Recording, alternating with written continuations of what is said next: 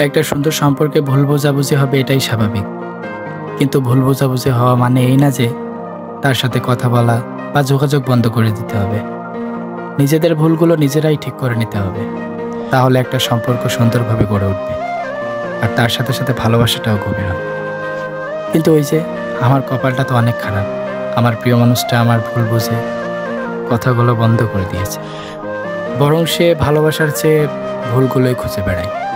অনেক বোঝানোর চেষ্টা করেছি, কিন্তু কোনো কিছুতে লাভ হয়নি।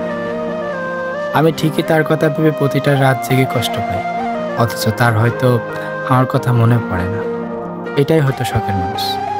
পরিশেষে তোমাকে একটা কথাই বলতে চাই, তুমি হয়তো ব্যাকরণের কঠিন বাগধারা বোঝো, অথচ আমার সহজ সরল মন ও তৃষ্ণার্ত চোখের ভাষা কখনোই বুঝবে না।